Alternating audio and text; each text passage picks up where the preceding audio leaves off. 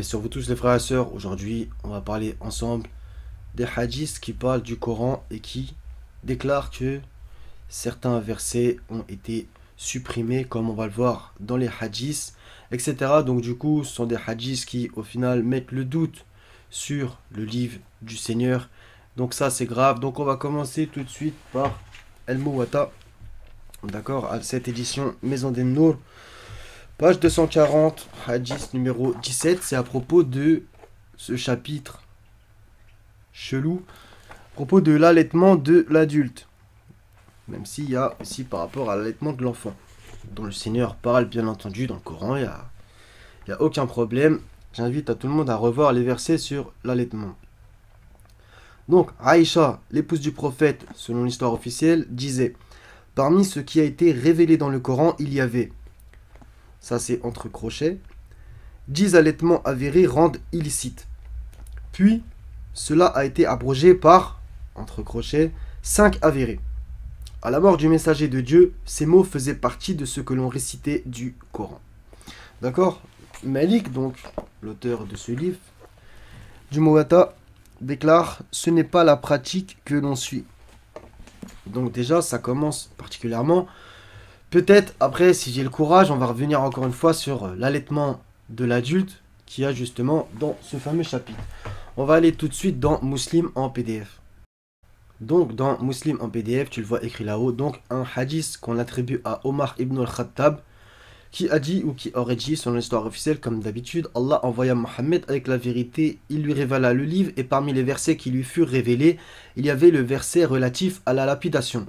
Nous l'avons lu, compris et retenu. C'est pour cela que l'envoyé d'Allah fait lapider et que nous avons après lui fait aussi lapider. Je crains que dans la suite des temps, quelqu'un ne vienne dire « Par Dieu, nous ne trouvons pas de verset relatif à la lapidation dans le livre d'Allah. » On tomberait alors dans l'erreur d'abandonner une prescription révélée par Allah. La lapidation dans le livre d'Allah est de droit contre quiconque, homme ou femme, commet l'adultère alors qu'il est marié, quand la preuve est faite par le témoignage, par la grossesse ou l'aveu. D'accord? Donc, on voit ici encore un doute mis sur le Coran. Voilà, c'est des versets qui existaient. Ils n'existent plus et, j'ai envie de dire, hélas, il y en a d'autres. Donc, par exemple, à propos des sourates Al-Ahzab et Al-Bayna, donc la 33 et la 98. Donc, selon Ubay ibn Ka'b, dit un jour Azir, « Combien de versets dénombres-tu dans la sourate Al-Ahzab » 73, lui répondis-je. Eh bien, je l'avais récitée quand elle était d'une longueur comparable à celle de la sourate Al-Baqarah. D'accord, rapportée par Ahmed, numéro 21206, etc. Considéré comme daïf, mais bon, comme d'habitude, donc affaibli quand ça arrange pas. Aïcha a tenu un propos voisin, la sourate Al-Ahzab était à un moment donné constituée de 200 versets. Okay, donc il y a les références sur ce site de maisonislam.com. Ubay ibn Ka'b se souvenait que les versets suivants figuraient à un moment donné dans la sourate Al-Bayna, donc la 98e, etc. Rapporté par Tirmidhi, il s'agit ici aussi de versets qui furent révélés au prophète et récités en tant que tels, mais qui ensuite furent abrogés de récitation. Et j'ai envie de dire pas que de récitation, puisqu'ils ne sont pas présents, selon, encore une fois, ce qu'il y a écrit ici, d'accord. Donc vous voyez un peu tous ces doutes qui sont mis sur le Coran. La sourate Al-Ahzab qui aurait été de 200 versets, ou même de la longueur de la sourate Al-Baqarah, donc 286, alors qu'en vérité il y en a 73 coraniquement, etc. Il y a aussi l'histoire de la sourate Al-Bayna, et il y a aussi, tous ces hadiths, il y en a plein qui les connaissent, mais c'est au cas où vous ne les connaissez pas, ce fameux hadith qui concerne Aïcha. Donc, Aïcha raconte, avait été descendu le verset du Rajm, et celui de 10 allaitements de l'adulte. Ils étaient rédigés sur un feuillet placé sous un lit dans ma maison. Lorsque le prophète tomba malade, nous fûmes occupés auprès de lui. Un petit animal domestique nous appartenant entra et l'avala. Donc dans Ahmed. Donc on voit encore une fois tout ça. Et celui-là aussi, ce hadith que je t'ai cité. Encore une fois, qu'on attribue à Aïcha. D'accord? Donc tout ça, ça commence à faire beaucoup. Donc ces doutes mis sur le Coran, etc. sous-entendent qu'il n'est pas complet à l'heure actuelle, etc. Malgré que dans la doctrine sunnite, en vérité, ils disent il est complet, etc. Même si leurs sources affirment ou sous-entendent que non.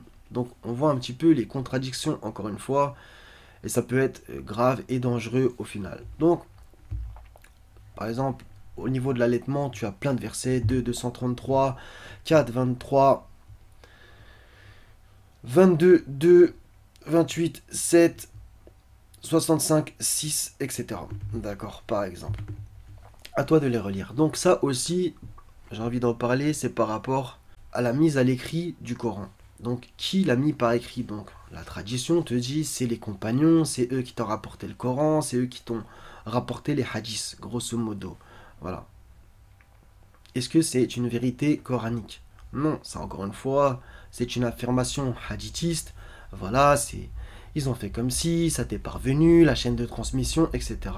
Et même avec cette fameuse phrase qui te disent pourquoi tu crois dans le Coran alors qu'il est ramené avec la même chaîne de transmission que les hadiths auxquels tu ne crois pas. D'accord? Ça, c'est une de leurs affirmations préférées. Donc, comme si en fait vous avez besoin des humains pour vous transmettre quelque chose selon vous, alors que le livre vient du Seigneur et vous vous posez des questions qui n'existent pas. Elles ne sont pas valables. Et en plus, c'est des inventions. La chaîne de transmission, nanana. Comme d'habitude, on ne considère pas le texte, mais on prend la chaîne de transmission. La chaîne de transmission en or, oui, attention, tel compagnon, il était pieux, il était véridique, l'autre, il était menteur. Alors qu'en vérité, pour y aller crûment, c'est en gros, on prend ce qui nous arrange pas, on l'affaiblit, voire on dit c'est faux, etc. On authentifie quand ça nous arrange. D'accord? Donc, Sourate 17, versets 73 à 75, on va comprendre quelque chose. Parce que les gens disent, voilà, ce n'est pas le prophète qui l'a mis par écrit. Voilà, il y avait des scribes, etc., etc. D'accord? Coraniquement, est-ce que c'est écrit pareil? Cette vidéo n'engage que moi, ceci est ma compréhension. D'accord? Rajim, ils ont failli te détourner de ce que nous t'avions révélé. Entre parenthèses, dans l'espoir qu'à la place de ceci, donc du Coran, tu inventes quelque chose d'autre et, entre parenthèses, l'imputes à nous. Donc là, on a cette notion d'invention. À eux déjà de se poser la question sur la retranscription de la sunna qui aurait été interdit, puis finalement autorisé, bref, comme d'habitude. Et alors, elle t'aurait pris pour ami intime. Et si nous ne t'avions pas raffermi, tu aurais bien failli t'incliner quelque peu vers eux. Alors nous t'aurions certes fait goûter le double de la vie et le double de la mort, et ensuite tu n'aurais pas trouvé de secoureur contre nous. Elle n'avait pas le droit d'inventer quelque chose, d'imputer quelque chose au Seigneur. Voilà, l'écrit est comme ça, il fallait qu'il le consigne. On va continuer. Sourate 69, versets 40 à 47. Ceci est la parole d'un noble messager, et que ce n'est pas la parole d'un poète, mais vous ne croyez que très peu, ni la parole d'un devin, mais vous vous rappelez bien peu. C'est une révélation du Seigneur des mondes. Je préfère dire des mondes que de l'univers. Et s'il avait forgé quelques paroles qu'il nous avait attribuées, d'accord, nous l'aurions saisi de la main droite, ensuite nous lui aurions tranché la horte, et nul d'entre vous n'aurait pu lui servir de rempart. Donc là, c'est carrément, on va pas se mentir, une menace qui est faite. Nous l'aurions saisi de la main droite, d'accord? Donc pourquoi cette expression? Déjà de 1. Ensuite, interdiction de forger quelque chose qu'il aurait attribué au Seigneur. Mais ça va de soi que c'est interdit aussi de retirer quelque chose que le Seigneur lui a donné, lui a demandé d'écrire, d'accord? Et ça, c'est tout le problème d'avoir dit, non, le prophète était illettré, il était analphabète. Rien que par la logique, si tu ne sais ni lire ni écrire, pourquoi on te donnerait un livre? Ben, c'est comme faire regarder un film à un aveugle, en fait. C'est quoi le truc, en fait? Après, on va me dire, oui, mais finalement, dès qu'il a eu la révélation, il a su lire et écrire. Bref, toujours des pirouettes comme d'habitude. D'accord? Donc, il n'avait ni le droit d'imputer quelque chose, de forger quelque chose qu'il aurait attribué, imputé au Seigneur. Donc, sous-entendu, même rajouter une lettre, on va dire, coranique. Et ça va de soi qu'il n'avait pas le droit aussi de supprimer. Après, on va me dire, oui, mais il y a l'abrogation, nanana, nanana. D'accord? Cette fameuse abrogation dans la récitation. Non, mais là, l'abrogation, selon vous, elle est aussi dans le texte, puisque, selon ce qu'il y a écrit, les versets de la sourate Al-Ahzab étaient beaucoup plus nombreux, et ils n'existent pas. Donc, ce n'est pas que dans la récitation, c'est aussi dans l'écrit. D'accord? Maintenant, on va voir qui a mis par écrit le Coran, parce que c'est ça la vraie question, en fait. Donc, le Seigneur descend un livre, des ayats, des versets sur le prophète. il a cerné le cœur du prophète, comme il nous cerne nous tous. Encore une fois, pourquoi donner un livre à quelqu'un qui ne sait pas écrire ni lire? D'accord? C'est n'importe quoi. D'accord? Donc, est-ce que Mohammed savait écrire? Telle est la question. Et est-ce qu'il savait lire? Parce que ça, encore une fois, c'est à cause des hadiths qu'on t'a vendu ça, d'accord? Dans Bukhari, le tome 1 que j'ai à côté de moi, avec le fameux truc lis, je ne sais pas lire, etc. Ce qu'on nous a vendu. 29, 47, 48, on va continuer. C'est ainsi que nous t'avons fait descendre le livre, l'écrit. D'accord? Ceux à qui nous avons donné l'écrit y croient. Donc on parle de quel écrit, au passage de quel livre ici? Et parmi ceux-ci, il y en a qui y croient, seuls les mécréants renient nos ayats, nos signes, nos versets. Et avant cela, donc avant la descente du kitab, du livre, de l'écrit, tu ne récitais aucun livre et tu n'en écrivais aucun de ta main droite. D'accord? Tu ne récitais aucun livre, tu n'en écrivais aucun de ta main droite. Sinon, ceux qui nient la vérité auraient eu des doutes, même si bon là, la traduction, il y a plusieurs traductions possibles, etc. J'en ai vu plusieurs. Mais grosso modo, c'est le début qui nous intéresse du verset 48. Avant cela, donc avant que le livre lui descende, il ne récitait aucun livre, il n'en écrivait aucun de sa droite. Est-ce que ça veut dire qu'il ne savait pas lire et qu'il ne savait pas écrire? Ben non. D'accord? Après on va me dire, oui, le prophète illettré, Sourate 7, verset 157 par exemple. Mais il y a plein de versets où, voilà, les gens sont les illettrés du livre, etc. Il y en a plusieurs. Ça ne veut pas forcément dire que tu es analphabète. Ça veut simplement dire que des fois tu peux savoir lire et écrire, mais que tu n'as aucune connaissance. CF aussi le verset coranique. Tu n'avais aucune connaissance de l'écrit ni de la foi. D'accord? C'est important à comprendre. C'est en ça que tu peux être illettré. Même si le terme illettré, là aussi, est traduisible par d'autres. Mais bon, bref. Le prophète gentil, etc. Et le 757, à toi de voir s'il ne s'attribue qu'à Mohammed ou pas à Mohammed, etc. Ça encore, c'est une autre discussion. Mais admettons qu'il ne s'attribue qu'à lui. Voilà. Est-ce que ce mot ummi, le prophète illettré, voudrait dire le prophète analphabète? Ça n'a rien à voir. Bref. Donc, là on a vu que tu ne récitais aucun livre, tu n'en écrivais aucun de ta main droite. Et dans la 69, nous l'aurions saisi de la main droite, s'il avait forgé quelques paroles qui nous avaient attribuées. D'accord? Donc on voit la référence. Elle est évidente.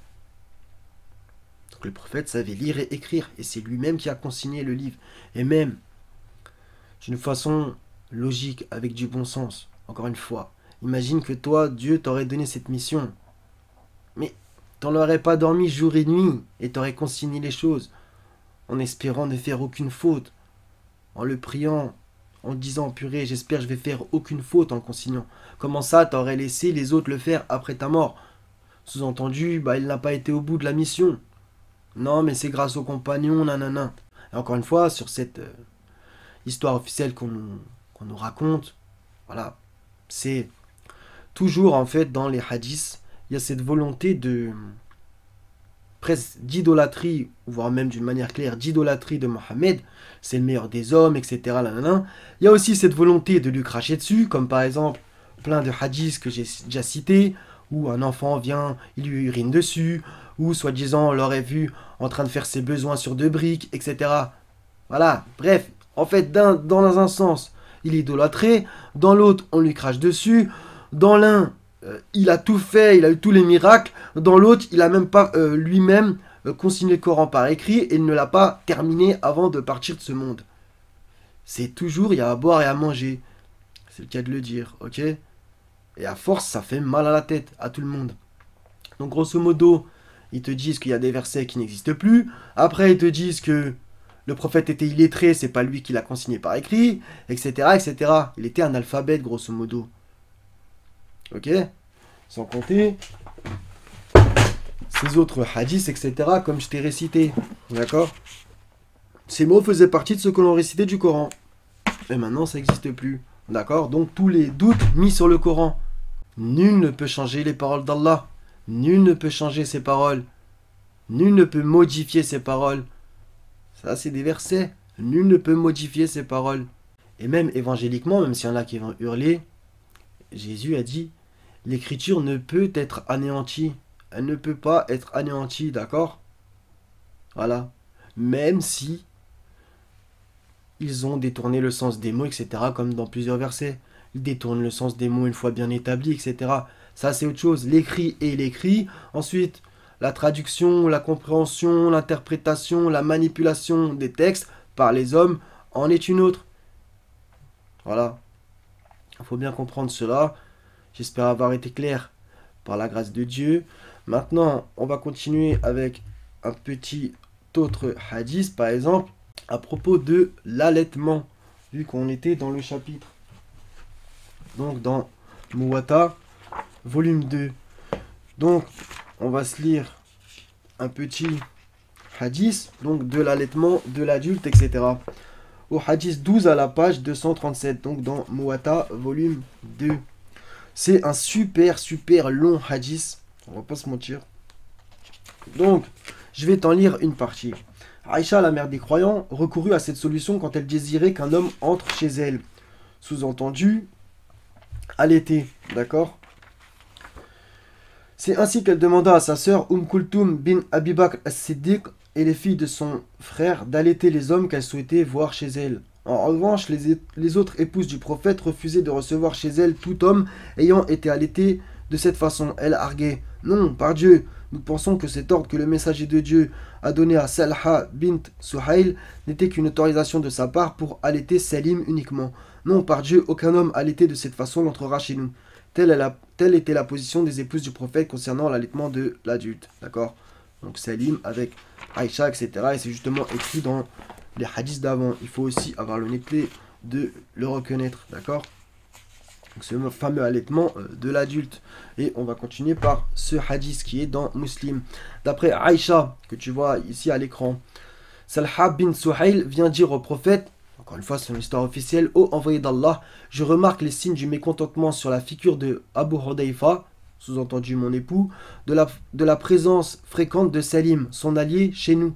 Le prophète, soi-disant, lui aurait dit: allaite-le. Là, ils t'ont mis une énorme parenthèse parce que c'est cru. Et comment allaiterais-je un adulte pareil? Le prophète, soi-disant, aurait souri et dit: je sais bien que c'est un homme adulte. Amr ajoute dans sa version et qu'il avait pris part à la bataille de Badr. D'accord. Donc c'est aussi par rapport à l'allaitement de l'adulte, etc. Donc tu as vu le verset de la lapidation.